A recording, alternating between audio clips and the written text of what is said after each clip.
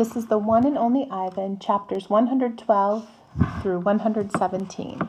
112, Training. The woman leads Ruby to the box. She places an apple inside. "Good girl, Ruby," she says kindly. "Don't be afraid." Ruby inspects the box with her trunk. The woman makes a clicking sound with a little piece of metal she is holding in her hand. She gives Ruby a piece of carrot. Each time Ruby touches the box, she gets a click and a treat. "Why is she making that clicking noise?" I ask Bob. "They do that to dogs all the time," Bob says. I can tell he doesn't approve. It's called clicker training. They want Ruby to associate the noise with the treat. When she does something they want, they make that noise. "Great job, Ruby," the woman says. "You're a quick study." After many clicks and carrots, she takes Ruby back to her cage. "Why is that lady giving me carrots when I touch the box?" Ruby asks me. "I think she wants you to go inside," I explain. "But there's nothing inside," Ruby says, "except an apple." "Inside that box," I say, "is the way out." Ruby tilts her head. "I don't get it." "See the picture of the red giraffe on the box?" "I think that lady is from the zoo, Ruby. I think she's ready to take you there." I wait for Ruby to trumpet with joy, but instead she just stares at the box in silence. I'm not sure you understand. That box might be taking you to a place where there are other elephants," I say. "A place with more room and humans who care about you." But even as I say these words, I remember with a shudder the last box I was in. "I don't want a zoo," Ruby says. "I want you and Bob and Julia. This is my home." "No, Ruby," I say. "This is your prison." Chapter 113, Poking and Prodding. The lady comes again. She brings an animal doctor with an awful smell and a dangerous-looking bag. He spends an hour with Ruby, poking and prodding. He looks at her eyes, her feet, her trunk. When he's done with Ruby, he enters my cage. I wish I could hide under Knot Tag like Bob. Instead, I do a nice loud chest beat, and after a moment, the doctor retreats. "We're going to need to put this one under," he says.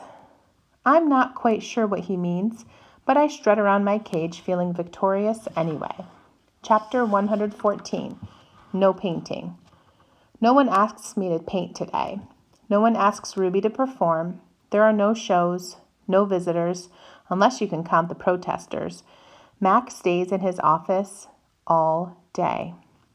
Chapter 115, More Boxes. I wake up from a long morning nap. Bob is on my belly, but he wasn't asleep.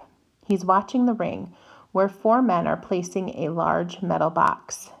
It's me-sized. What's that?" I ask, still blurry from sleep. Bob nuzzles my chin. "I believe that box is for you, my friend." I'm not sure what he means. "Me?" "They brought in a bunch of boxes while you were sleeping. Looks to me like they're taking the whole lot of you," he says casually, licking his paw. Even Thelma. "Taking?" I repeat. "Taking us where?" "Well, some to the zoo probably, others to an animal shelter where humans will try to find them homes." Bob shakes himself. "So, I guess all things must come to an end, huh?" His voice is bright, but his eyes are far away and sad. "I'm going to miss your stomach, big guy." Bob shuts his eyes. He makes an odd noise in his throat. "But what about you?" I ask. I can't tell if Bob's just pretending to sleep, but he doesn't answer. I gaze at the huge, shadowy box, and suddenly I understand how Ruby feels. I don't want to go into that box. The last time I was in a box, my sister died. Chapter 116, Goodbye. When George and Julia come that night, George doesn't get his mop or his broom. He gathers up his tools and belongings while Julia runs to my cage. "This is my last night, Ivan," she says, and she presses her palm to my glass. Mac fired my dad. Tears slip down her cheeks.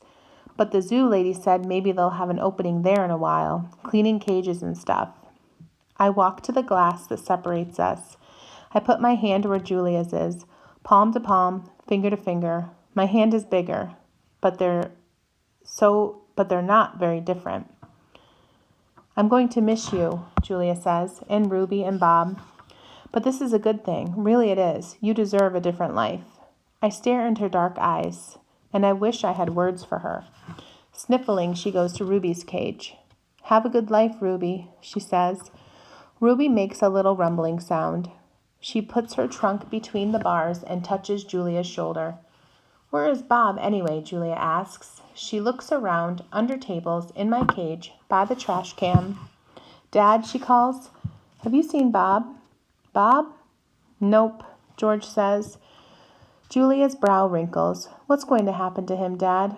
What if Mac shuts down the whole mall? He says he's going to try to keep it open without the animals, George says. He stuffs his hand in his pockets. I'm worried about Bob, too, but he's a survivor. You know what, Dad? Julia gets a gleam in her eye. Bob could live with us. Mom loves dogs, and he could keep her company. And, Jules, I'm not even sure I have a job yet. I may not even be able to feed you, let alone some mutt. My dog walking money. Sorry, Jules. Julia nods. I understand. She starts to leave, then runs back to my cage. I almost forgot. This is for you, Ivan. She slips a piece of paper into my cage. It's a drawing of Ruby and me.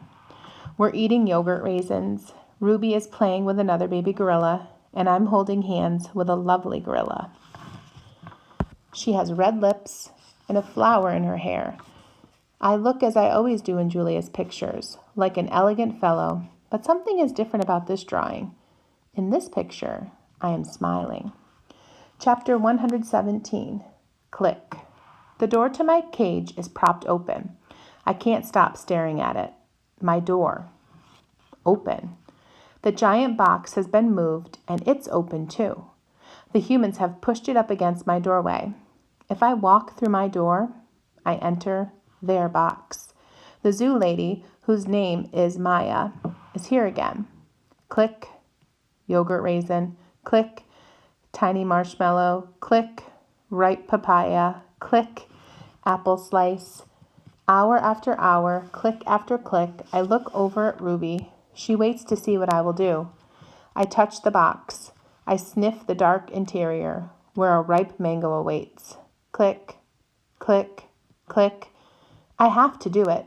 Ruby is watching me from between the bars of her cage, and this box is the way out. I step inside.